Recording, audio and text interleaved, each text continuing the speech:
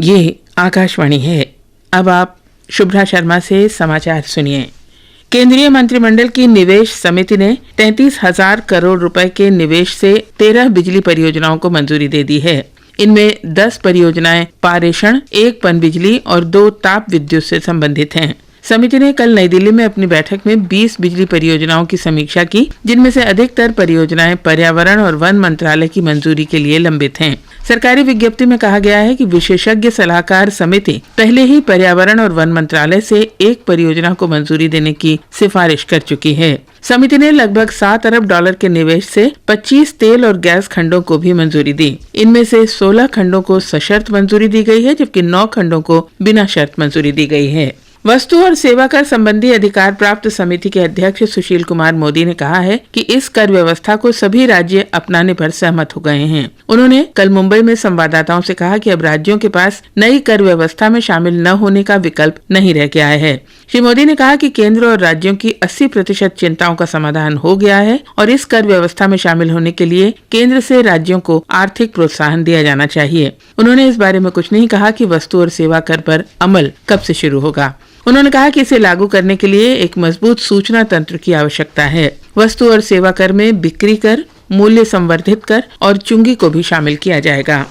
Karnataka police और तमिलनाडु की खुफिया शाखा ने बेंगलुरु बम विस्फोट के सिलसिले में कथित रूप से शामिल 3 व्यक्तियों को गिरफ्तार किया है। इनमें से बशीर और पीर मोहिउद्दीन को चेन्नई में पकड़ा गया, जबकि तीसरे संदिग्ध की गिरफ्तारी मदुरई में हुई।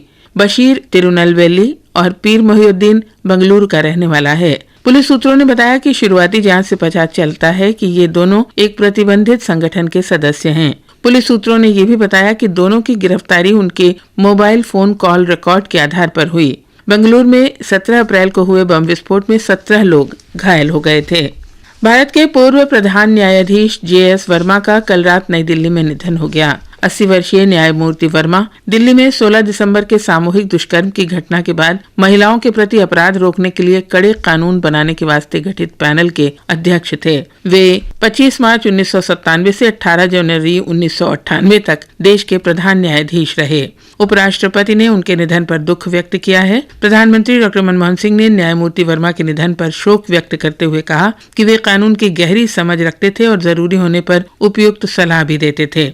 जाने माने न्यायविद सोली सोराब जी ने कहा है कि न्यायमूर्ति वर्मा की सत्यनिष्ठा संदेह से परे थी और वे अच्छे कार्यों का हमेशा समर्थन करते थे। कर्नाटक में विधानसभा चुनाव के लिए प्रचार तेज हो गया है। राज्य में प्रचार का काम अगले महीने की 3 तारीख तक चलेगा। मतदान 5 मई को होना है। कांग्रेस नेता और पूर्व केंद्रीय मंत्री SM कृष्णा तथा पूर्व मुख्यमंत्री और जनता दल S के नेता कुमारस्वामी ने कल बेंगलुरु में सभाएं की। आज विश्व पुस्तक और कॉपीराइट दिवस है। ये दिन अध्ययन, प्रकाशन और कॉपीराइट को बढ़ावा देने के उद्देश्य से मनाया जाता है। यूनेस्को 1995 से इस दिवस का आयोजन करता रहा है।